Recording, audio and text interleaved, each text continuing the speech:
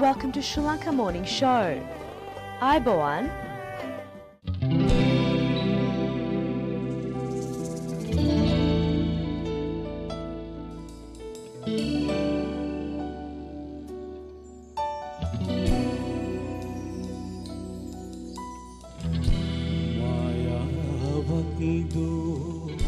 Bendunu situm kini denve hadaseni petum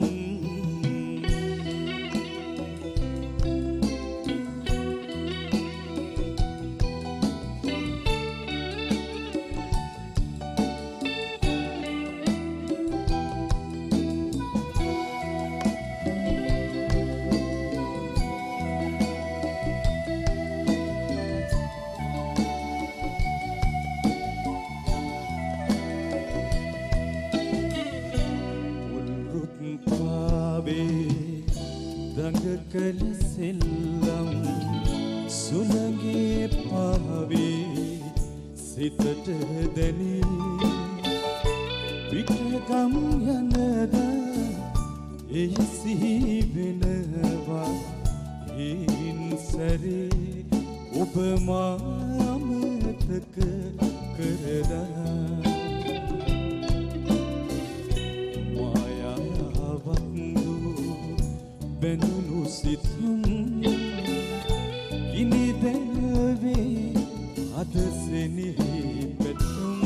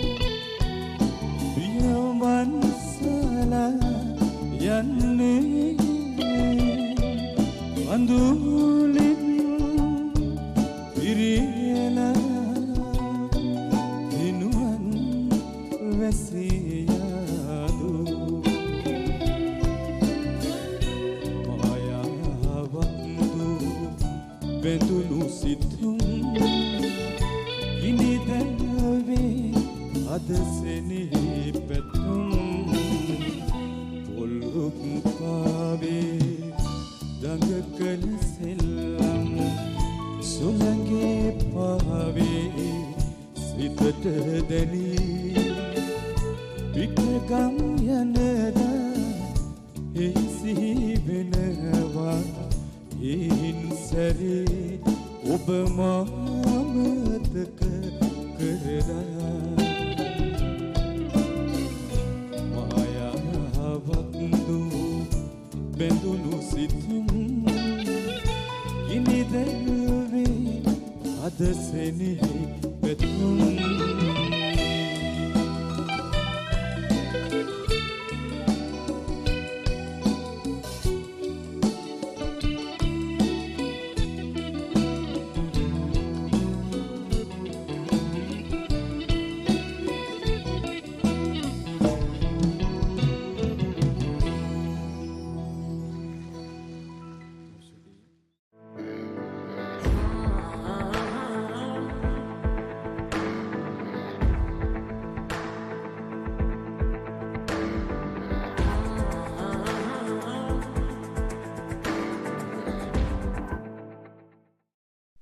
Ayubowan.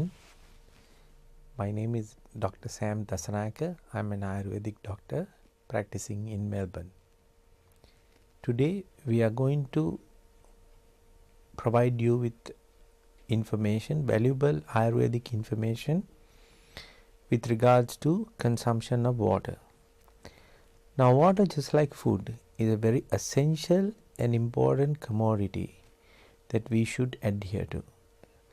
A healthy person should drink at least 2.5 liters of water. Now, drinking water has different aspects, healthy aspects in terms of Ayurveda. Firstly, when you wake up in the morning, you should have a big glass of water, but you should have it warm. Now, warm means even if it is lukewarm, it's better than cold water. Now, there are few different reasons, important reasons why you should drink the water warm.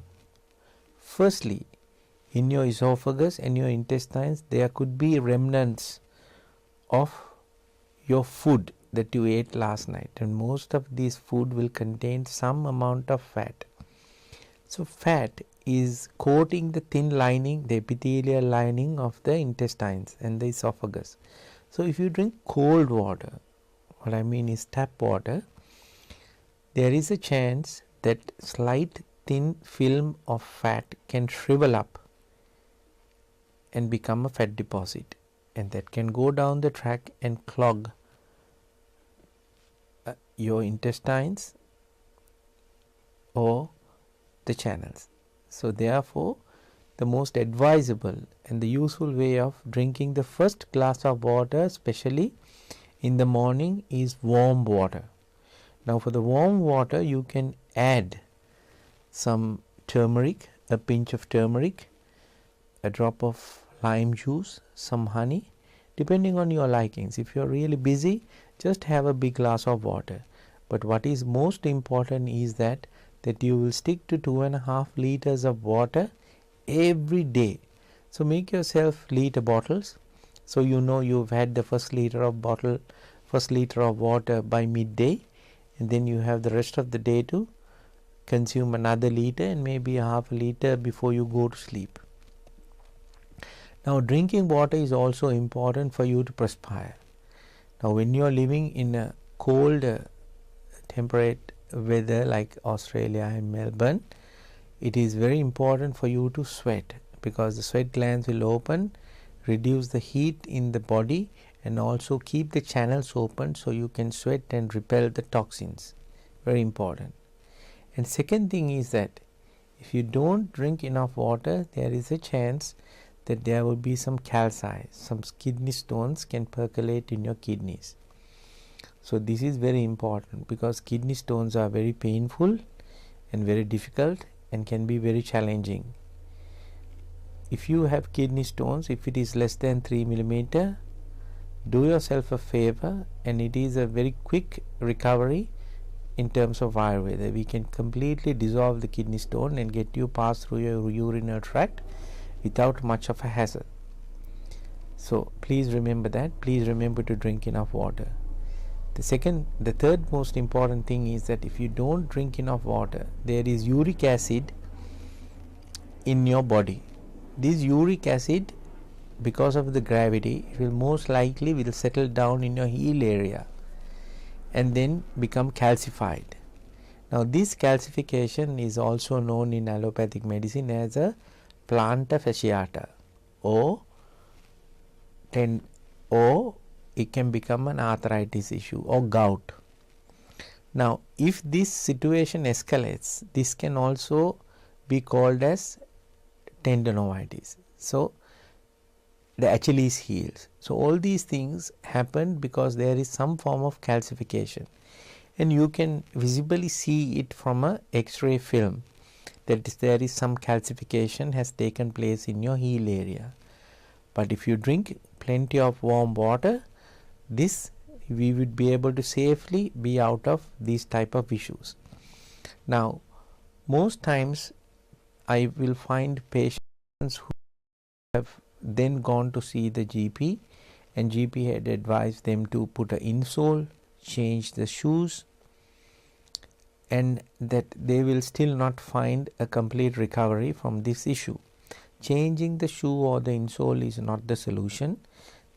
The complete recovery, complete healing process is that we need to flush out the build up. So first we need to break it, and then we need to drink plenty of water and take some Ayurvedic medicine to express your weaving.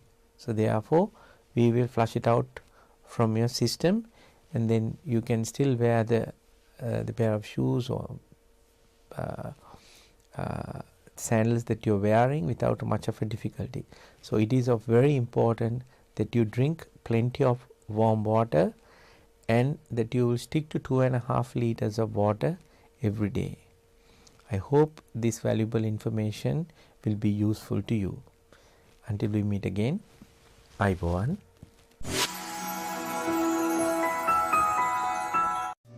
Abacus Solar, latest and reliable solar systems, world best panels and inverters, price beat guarantee, supervised system installation, excellent after sales service. Call 1300 852 843. Rosewood Downs Excellence in Aged Care, a modern purpose-built home available in single and double rooms with ensuite and telephone in every room. Contact Ruben and Christine on 9701 3234. Sanji Caldera Associates. With our headquarters based in Melbourne, Australia, you can locate our branch offices in Sri Lanka, Dubai, Canada and London, UK. Some of our services include skilled migration visa, family migration visa, employer sponsorship visa, temporary resident visa, business visa, tourist visa, student visa, administrative appeals tribunal review. Pursuit of excellence through tailored solutions. The science of life, traditionally known as the Ayurveda. Consultations, diagnosis and treatments are done by fully qualified Ayurvedic practitioner Dr. Sam Dasanay. Sahandro Ayurvedic Center, best wellness experience. News Weekly is brought to you by Esden, the horse specialist. Esden Plastics Private Limited, 525 to 527 Hammond Road, Dandenong South.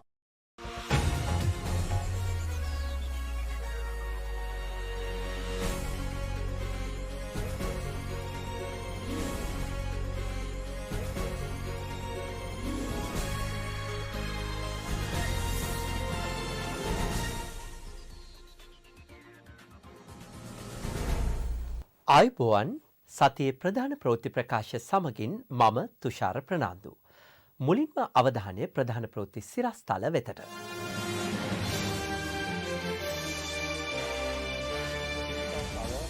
කෙටි පාරවල් වලින් අපට මේ අර්බුදයෙන් ගොඩ ඒමට නොහැකි බව ජනපති කියයි. මරදානේ සත්‍යග්‍රහය විසුරුවා හැරේ. 4 දෙනෙක් පොලිස් අත්අඩංගුවට. 75 වන නිදහස් දිනය සමරන වර්තමානයේ ශ්‍රී ලංකාවට අතිශයින් තීරණාත්මක සහ අභියෝගාත්මක කාලයක් බව ජනාධිපති රනිල් වික්‍රමසිංහ පවසයි.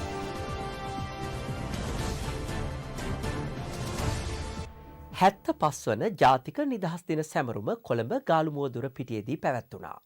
ජනාධිපති රනිල් වික්‍රමසිංහ මහතාගේ සහ අග්‍රාමාත්‍ය දිනේෂ් ගුණවර්ධන මහතාගේ ප්‍රධානත්වයෙන් මෙම උත්සවය ආරම්භ වුණා. ජනාධිපති රනිල් වික්‍රමසිංහ මහතා නිදහස් දින සැමරුම් උළෙලට පැමිණියේ පෙරවරු 8:15ට. ආරක්ෂක මාණ්ඩලික ප්‍රධානී ජෙනරාල් ශවේන්ද්‍ර සිල්වා ත්‍රිවිධ හමුදාපතිවරුන් පොලිස්පතිවරයා ඇතුළු ආරතිතීන් රැසක් උත්සව භූමියට පැමිණියා. 75 වන ජාතික නිදහස් දින සැමරුම පැවැත්වූයේ නමෝ නමෝ මාතා සියවසට පියවරක් යන තේමාව යටතේයි. නිදහස් දින සැමරුමට සමගාමීව ආගමික හා සංස්කෘතික වැඩසටහන් රැසක්ද පැවැත්වුණා. ජනාධිපති රනිල් වික්‍රමසිංහ මහතාගේ සම්ප්‍රාප්තියත් සමග උත්සවයේ කටයුතු ආරම්භ වුණා. පොලිස් මාධ්‍ය ප්‍රකාශක ජ්‍යෙෂ්ඨ පොලිස් අධිකාරී නීතිඥ නිහාල් තල්දුව මහතා පැවසුවේ නිදහස් දින සැමරුම් පෙළපාලිය සඳහා පොලිසිය නියෝජනය කරමින් බලඇණි 4ක් සහභාගී වන බවයි. නාවික හමුදාව නියෝජනය කරමින් පාබල බල ඇණිවලට අමතරව නෞකා 3ක් 75 වන නිදහස් දින උළෙලට සහභාගී වීමට සියල්ල සූදානම් කර තිබූ බව නාවික හමුදාවේ පරිපාලන අධ්‍යක්ෂ කොමදෝරු ධම්මික උඩුගම මහතා පැවසුවා.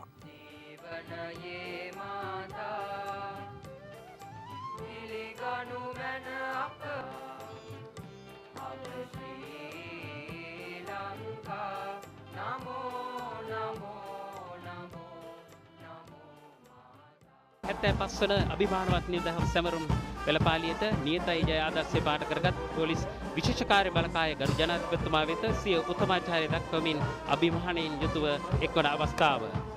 පොලිස් විශේෂ කාර්ය බලකාය යන දින නිලධාරී ලෙස නියෝජ්‍ය පොලිස්පති නීතිඥ වරුණ ජයසුන්දර මහතා කටයුතු කරනවා. පොලිස් විශේෂ කාර්ය බලකාය දජය ප්‍රධාන පොලිස් පරීක්ෂක යුඑස් සදර්ලන් විසින් රැගෙන යනු ලැබුවා. සහකාර පොලිස් අධිකාරී ගිහාන් ගුණරත්න විසින් අන දින පොලිස් විශේෂ කාර්ය බලකා ඇනිය සම්මාන පෙළපාලියට ඉන් අනතුරුයි එක්වන්නේ. 1980 වර්ෂයේ පිහිටවනු ලැබූ පොලිස් විශේෂ කාර්ය බලකාය බ්‍රිතාන්‍යයේ SS විශේෂ හමුදා පුහුණු උපදේශකවරුන් යටතේ සිය පුහුණු කටයුතු ආරම්භ කරනු ලැබුවා. රට තුළ නීතිය සාමය සුරක්ෂිත කිරීමේ ක්‍රියාන්විතයන් සඳහා සිය ජීවිත පරිත්‍යාග කරමින් සුවිශේෂී කාර්යභාරයක් ඔවුන් ඉටු කරනු ලබනවා. මේ මොහොතේදී අභිමානවත් ලෙස ශ්‍රී ලංකා ජාතික දජය සහිත පැරෂුටයකින් තම පැනීම් වාර 1193 වෙනි පැරෂුට් පැනීම සනිටුහන් කරන කමාන්ඩෝ බල සේනාවේ බල සේනාධිපති බ්‍රිගේඩියර් විජිත හෙට්ටිආරච්චි ප්‍රථමයෙන් සංදර්ශන භූමියට පැමිණියා. වික්ටෝරියානු ප්‍රාන්තයේ 75 වන නිදහස් දින සැමරුම පෙබරවාරි 4 වන දින මෙල්බර්න් නුවර බොක්සිල් නගර ශාලාවේදී අති උත්කර්ෂවත් අන්දමින් පැවැත්වුණා.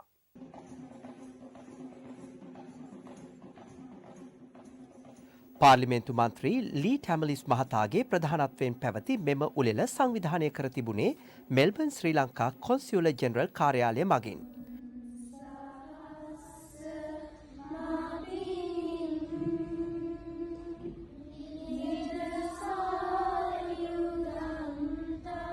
ශ්‍රී ලාංකික සංස්කෘතික අංග රැසකින් සමන්විත මෙම උළෙලේදී VC විභාගයෙන් 2022 වසරේ ඉහළම ලකුණු ලබාගත් ශ්‍රී ලාංකීය සිසුන් සම්මානයෙන් පිදුම් ලැබුවා.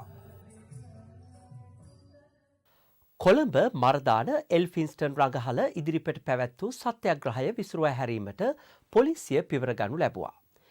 ඒ ජල හා කඳුළු ගෑස් ප්‍රහාර එල්ල කරමින් සත්‍යග්‍රහයේ නිරත වී සිටි පුද්ගලයන් 4 දෙනෙකු අත්අඩංගුවට ගත් බවයි පොලිසිය පැවසුවේ. නිදහස් උත්සවය වර්ජනය කරමින් එම ස්ථානයේ සත්‍යග්‍රහයක් පැවැත්වූයේ සිවිල් සංවිධාන කිහිපයක සමාජිකත්වයන් විසින්. මේ අතර අධිකරණය මගින් ලබා දුන් නියෝගය කඩ කරමින් කොළඹදී විරෝධතා සිදු කරන්නන්ට එරෙහිව සුදුසු පියවර ගත් බව පොලිසිය සඳහන් කළා.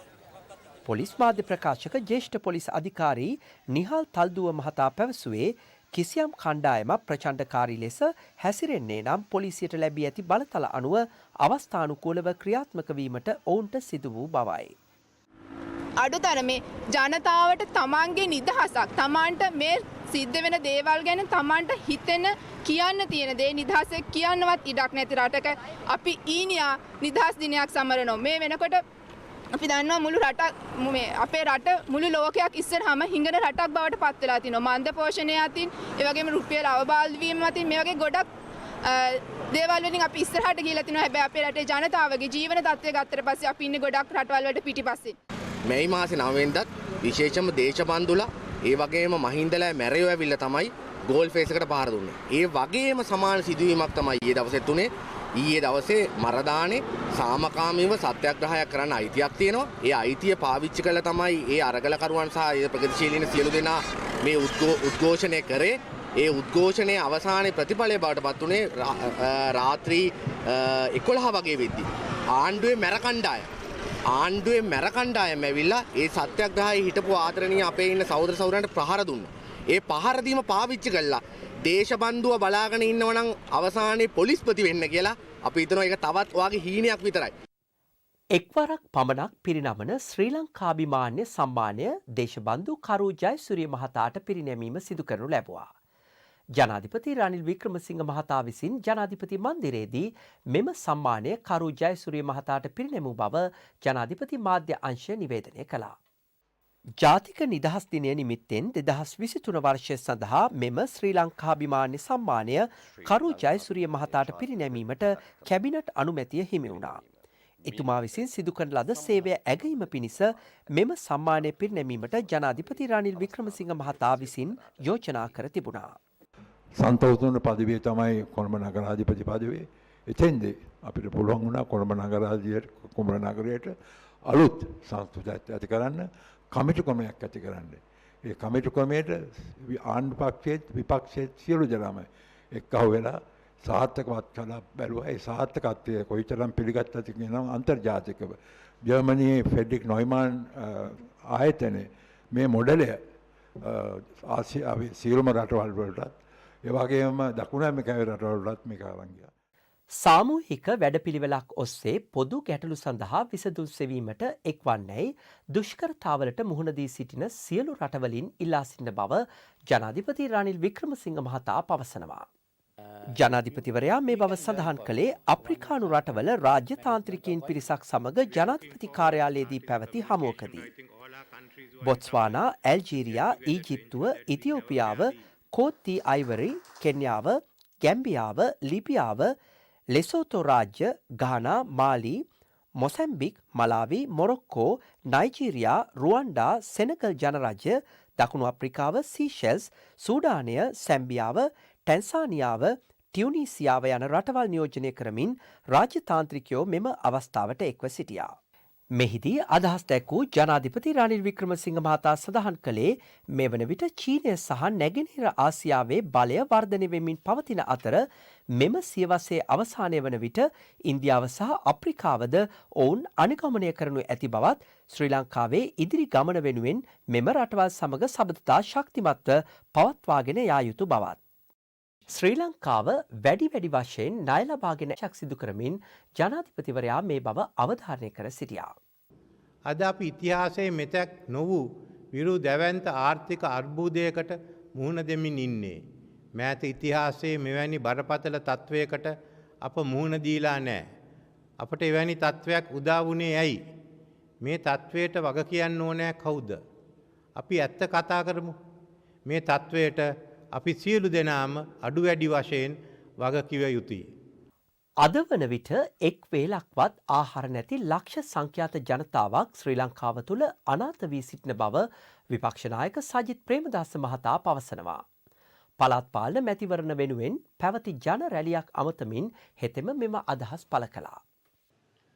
වසර ගණනාවක් මුළුල්ලේ රජ පවුලක් එකතු වෙලා රජ්ජුරුවයි බිසවයි අන්තఃපුරවයි පවුල් සංස්ථාවයි මේ රටෙන් මංගොල්ල කාපු සල්ලි ටික මේ රටෙන් හොරා කාපු වංචා කරපු දූෂණය මේ දූෂිත කප්පිත්ත ටික අපි අධිකරණය හමුවට ගෙනෙන්නට ඕන.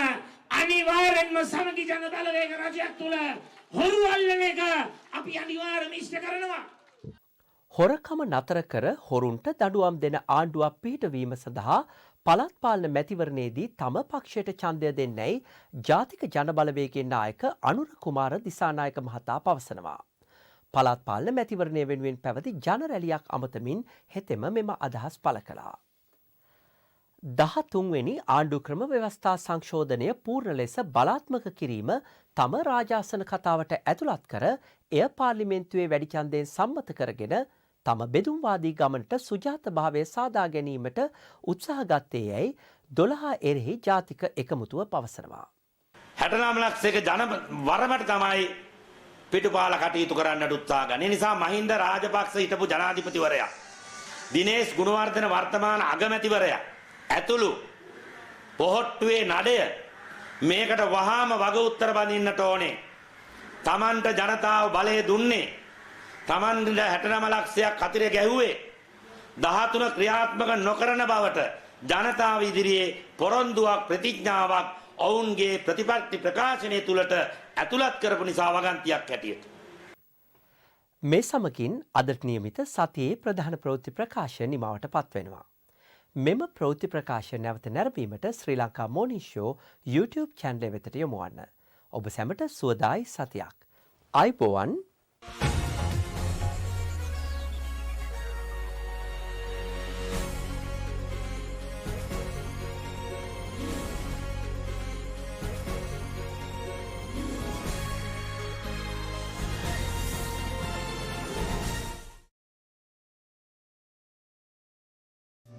Abacus Solar, latest and reliable solar systems, world best panels and inverters, price beat guaranteed, supervised system installation, excellent after sales service. Call 1300 852 843.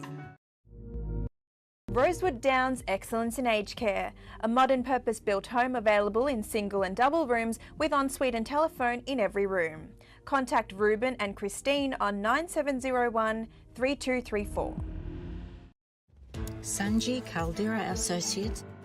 With our headquarters based in Melbourne, Australia, you can locate our branch offices in Sri Lanka, Dubai, Canada and London, UK. Some of our services include skilled migration visa, family migration visa, employer sponsorship visa, temporary resident visa, business visa, tourist visa, student visa, administrative appeals tribunal review. Pursuit of excellence through tailored solutions.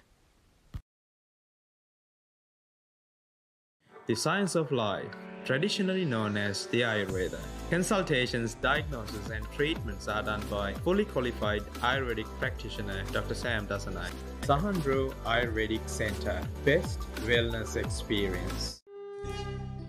The segment that promotes Sri Lankan culture, diversity, nature and heritage is proudly sponsored by Prestige Wardrobe and Shower Screens.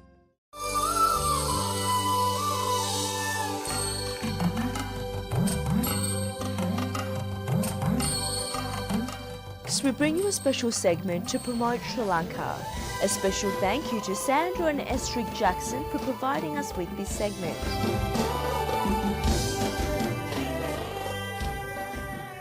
Galle. Galle's most famous attraction is its 17th century fort built by Dutch colonists. Sitting on a promontory overlooking the Indian Ocean, the fort is known for its architectural style. Galle is considered a prime example of a fortified city. The fortress is not just another pretty place, however. Today, it houses courts and businesses. Galle is becoming known as an arts colony and its expat community. Other top sites include a natural harbor, Sri Lanka's oldest lighthouse, a maritime museum, a key Shiva temple, and the Jesuit-built St. Mary's Cathedral.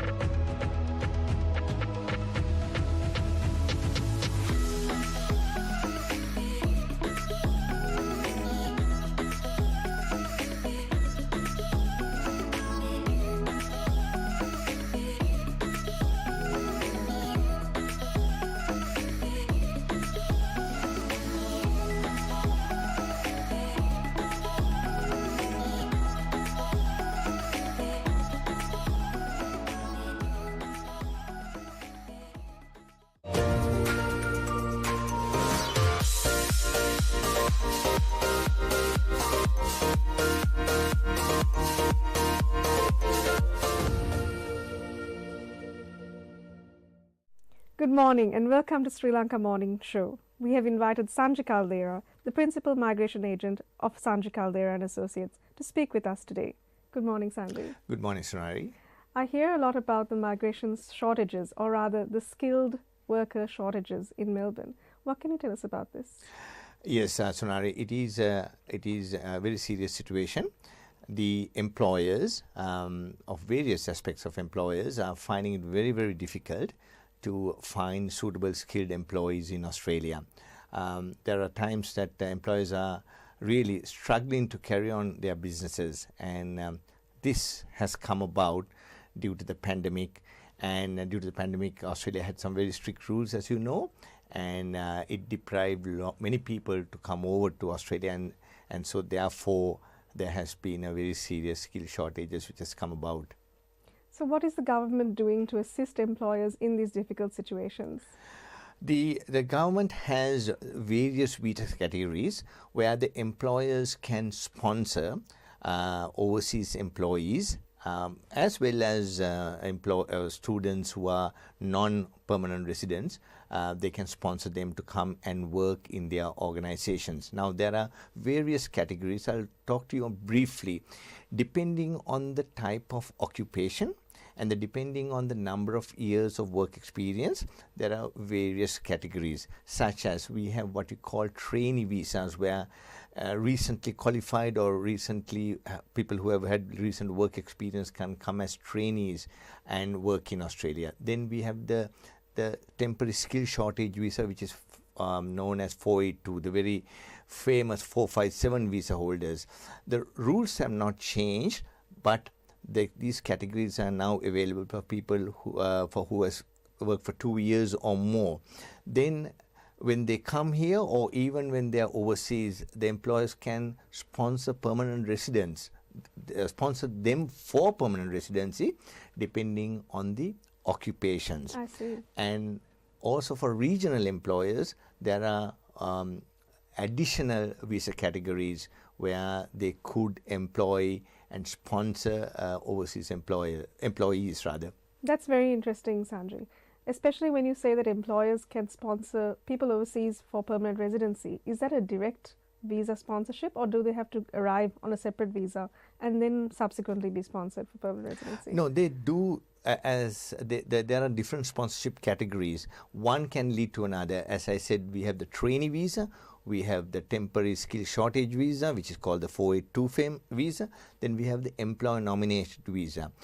Either they can, as I said, depending on the occupation, they can come directly as permanent residents or come on a work visa and then work their way through to permanent residency. It sounds like the outlook for employers to sponsor overseas workers is looking quite bright in that case. Yes, there are no new visa categories, but what the department is doing is they are really expediting the process. There was times that an employer, when they had to they want to sponsor an employee from overseas, they could wait up to 6 months or 1 year, but that's no good for them. They need the people now. So what the department has identified these requirements, and they have really speeded up the process so that the employees come very quickly and those skill shortages can be met. Thank you so much for that valuable information, Sanjay. Thank you, Sonari. We look forward to talking to you again about more migration matters so our viewers may be assisted on their migration journeys.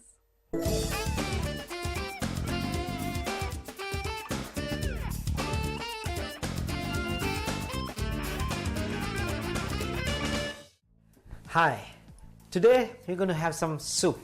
It's time to have something different, something nice and hearty, healthy soup. So let's go through the ingredients. Okay, I got a lentil mix, soup mix, margarine, vegetable mix, curry powder, raw curry powder, curry leaves, chilies, ginger, coconut milk powder, onion. So I'm going to make this vegetarian. So I got margarine here.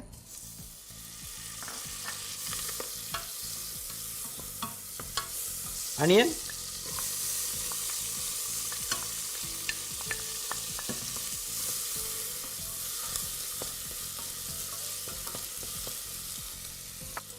ginger. So I'm going to make this where spicy and a little bit of nice southeastern flavor. Okay, now the vegetable mix goes. So the vegetable mix like this you can buy from the supermarket these days. You know, you really don't have to bring everything and cut and a lot of wastage. You don't have to do anything. You can buy a packet which is included carrot, celery, leeks, radish and parsley. Everything's what you need for the soup. You can buy it in the supermarket. So I rather buy something like that. You don't waste anything. It sits in the bag. Next, curry powder goes in.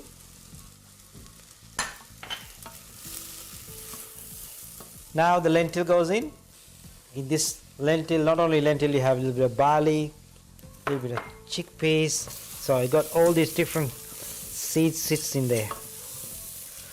All these ones cook with the curry powder, give that beautiful flavor through before you put your stock or your water. So okay, now you add enough water and keep it until it boils. And when it's boiling, you reduce down and let it cook. All the lentil has to cook nice and soft before we take it off. So you can see, you know, this type of soup takes so long. Lentils and all the grains, they take a long time to cook. So it's about 2.5 hours been cooking very slowly. So all the flavors have come out now. So it's now nice and soft, as you can see. Okay. So now it's time to add the coconut cream. Just a little bit, not just too much, just a little bit. Get the beautiful creamy taste. If you don't have coconut cream, you can add normal fresh cream. But coconut cream is nice.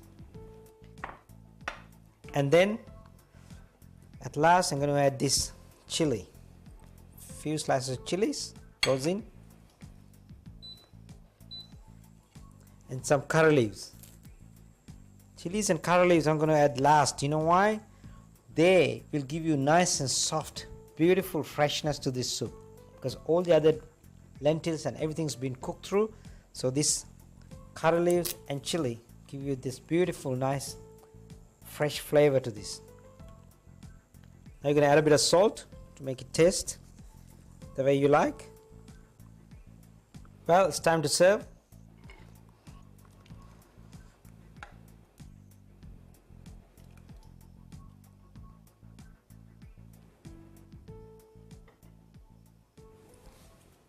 Smells so beautiful and I can't wait to eat.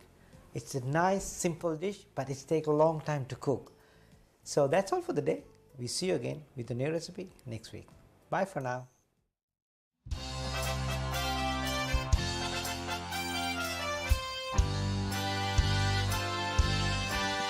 Hey girl, what you doing down there? Dancing alone every night while I live right above you. I can hear your music playing, I can see your body swaying. 'Cause one floor below me, you don't even know me, I love you. Oh my darling, knock 3 times on the ceiling if you want me. Twice on the pipe if the answer is no. Oh my sweetness means you meet me in the hallway. Twice on the pipe means you ain't gonna show. If you look out your window tonight, pulling the string with the note that attached to my heart. Read how many times I saw you, how in my silence I adore you. 'Cause one floor below me, you don't even know me, I love you. Oh my darling, knock 3 times on the ceiling if you want me. Twice on the pipe if the answer is no. Oh my sweetness means you meet me in the hallway. Twice on the pipe means you ain't gonna the show.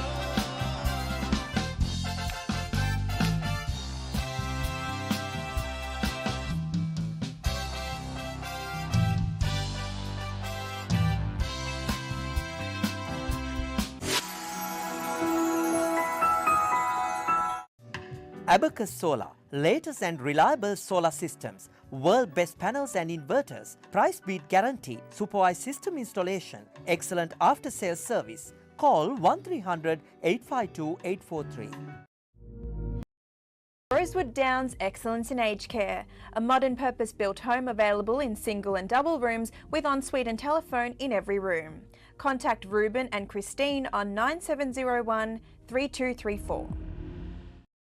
Sanji Caldera Associates. With our headquarters based in Melbourne, Australia, you can locate our branch offices in Sri Lanka, Dubai, Canada and London, UK. Some of our services include skilled migration visa, family migration visa, employer sponsorship visa, temporary resident visa, business visa, tourist visa, student visa, administrative appeals tribunal review. Pursuit of excellence through tailored solutions. The science of life, traditionally known as the Ayurveda. Consultations, diagnosis and treatments are done by fully qualified Ayurvedic practitioner Dr. Sam Dasanai. Sahandro Ayurvedic Center, best wellness experience.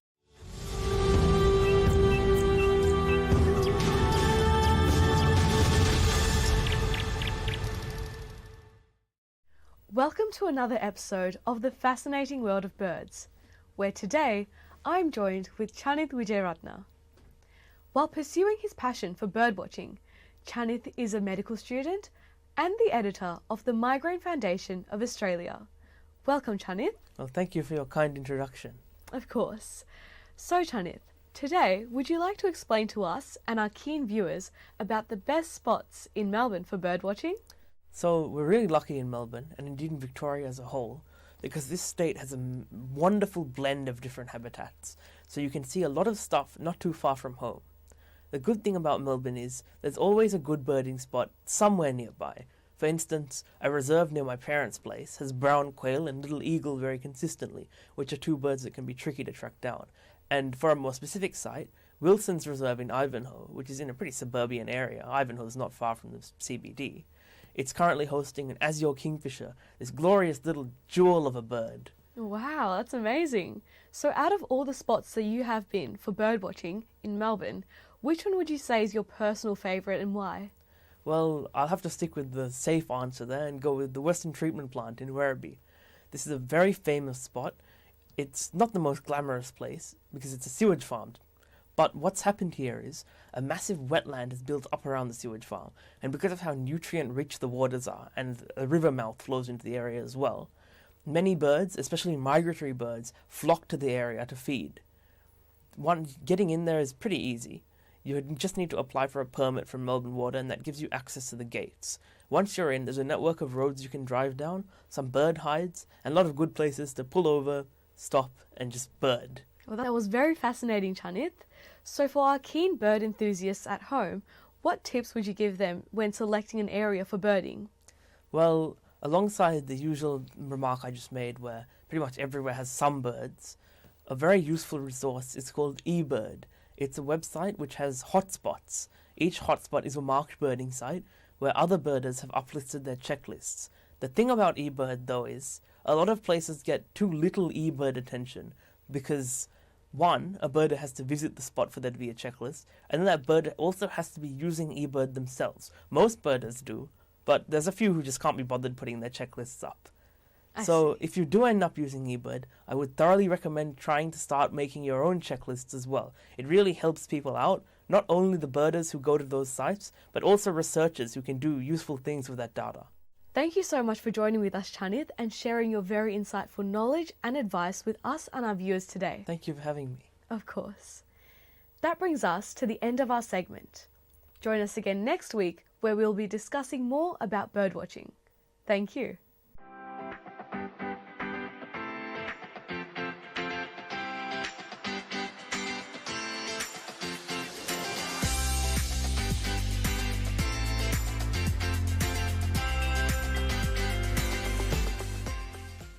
Today, we meet Professor Tissa Wijeratne, who is the co-chair of the World Federation of Neurology's Public Awareness and Advocacy Committee. He is also the current chair of the Department of Neurology at Western Health. Just at the end of last month, Professor Wijeratne achieved another most outstanding accomplishment in his illustrious career. He was awarded the Medal of the Order of Australia, the OAM, for his service to medicine and in the neurological field. Congratulations, Professor, and welcome to the program. It's nice to have you on the show. In your career, you have many outstanding achievements to your credit. What was the path that was taken for this particular recognition? Noeline, thank you for those kind words, and thank you for having me in this show also. It is an humbling experience to be recognized with an Australia Day Award for services in medicine as a neurologist. I have not been aware of the entire process of how I was nominated, but as you said, as I gathered, it's through the contributions that I made over last nearly 2 decades or so in neurology. I became interested in medicine since I was at high school, when I knew that that path could end up in medicine rather accidentally. But having entered the medical school, I was immensely interested in how human brain and human mind works. So you were committed to neurology from the very beginning? Very beginning. Since I was a third-year medical student, since I knew about the existence of this subject. To cut a long story short, due to a variety of reasons, I came to Australia as a young neurologist in training from New Zealand in 2005. I should remind really brilliant, one of the kindest physicians that I ever met while I was training to become a physician first in New Zealand, with the name Dr. Richard Deverts. He's the ID physician at Nelson Hospital. He helped me immensely to organize my thoughts to retrain in medicine back again in New Zealand before I came to Australia. We still keep in touch with each other. From 2005 onwards, my life took a different trajectory as a young neurologist at Western Health. Although my main interest was in movement disorders at that time, my mentor at that time, who is retired now, Professor Robert Helm, asked me to improve stroke services for the region. The Western Health is a unique hospital, currently catering for about well over 1 million patient population, representing close to 160 languages. So it's one of the most culturally and linguistically diverse communities. We didn't have a proper stroke program at that time, so I had to work with others to build it from the scratch. Within about 3-4 years, we were able to develop a world-class stroke program, from prevention, acute treatment, and a research program. And then, as I saw other neurological problems, the confronting or having similar issues, I got involved more with movement disorders indeed, and migraine and headache disorders. That then led to resurrecting Headache Society in Australia with the help of a couple of my other colleagues here. And around 2008 or so, I rather accidentally got involved with World Federation Neurology also. That's also an interesting story. There was a workshop for neurologists and neurologists in training in resource-limited setting. You could argue that, well, you practice in Australia, so this is not a resource-limited place.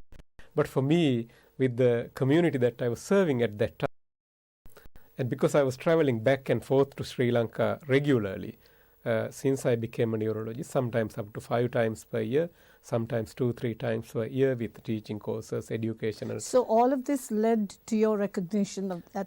I would assume so. I would assume so. So over the years, then we introduced, with others' help, of course, the World Brain Day program, now running for about period of about 10 years, with reaching out to close to 150 to 200 million people globally. And it is probably the service building, research, educational activities, because the statement say my services to medicine as a neurologist. So those were the little things that I was trying to do over last 17 years or so. I'm sure you must be very happy that you have been recognized for your work through the years. Indeed, while it is a very humbling experience, it's a satisfying experience also. I didn't realize the weight of that at that time. In fact, I didn't believe that when the Governor General Office contacted me to seek my consent that this is a real thing. So I initially thought that this was a spam call. So I rejected it as I was in the middle of the ward round with one of my registrars, and I told her that forget it, this is not true. But later on, it indeed became true. But more to the point, I think I realized the weight of that when I started to receive emails from my senior colleagues and very well-recognized world leaders in Melbourne, Sydney, and other places.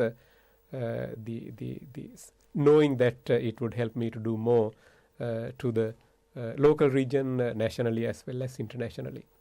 Professor, I'm aware that you have identified and named the post-COVID-19 neurological syndrome as a new and distinct syndrome. It's globally named the long COVID. What are the effects of the long COVID on brain health? That's a very good question, Eileen. The short answer is COVID-19 has reminded us the potential long-term impact that could happen at least up to 1 in 10 of the patients, which actually described by patients themselves. We just put a name to it, having seen the bunch of patients up to about 100 or so. So what are the symptoms of that? So most of these patients, they get fatigue, tiredness, brain fog, inability to work to the same capacity that they used to be. Good news so far, while there are too many unknown things, at least in our hands, nearly 90% of the patients with post-COVID-19 neurological syndrome got better within about first 6 months. Some patients, while they had lingering symptoms up to 2 years, still majority of the symptoms settled down. So could this have long-term repercussions? It's a question that we do not know the answer at this point of time. Doesn't look like it is the case, but it's a question that most of us are eagerly and enthusiastically studying like hawks to see whether that is the case. On a positive note, though, if that is the case, because the world is united against the fight of all these things, we have a global COVID-19 neurological coalition where we work together globally. I'm hoping that as we are vigilant on this, if there are long-term repercussions in time to come, we would also come up with answers to tackle them. So what you're saying is that there is some way of treating this, the long-term repercussions if they do happen. Absolutely. What we do need to though is to be interested in doing things that are promoting the health of brain or brain health regularly and vigilantly, not ignoring it. Thank you, Professor. Once again, congratulations on being the recipient of the most recent Medal of the Order of Australia award. I wish you continued success in your endeavours as a neurologist, and thank you very much for joining us on this program. Thank you for having me. Today I talked with Professor Tissa Wijeratne, who was recently honoured with the Medal of the Order of Australia award, a remarkable achievement for this eminent neurologist. Thank you for joining us. I'm Nolene Hunter, and I'm looking forward to being with you again soon on the Sri Lanka Morning Show. Bye for now.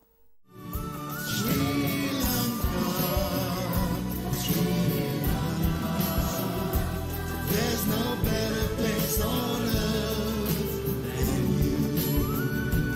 Yeah, I dream of you, Sri Lanka. Yeah, I pray for you, Sri Lanka. My hopes on you, Sri Lanka. My dream is you, Sri Lanka.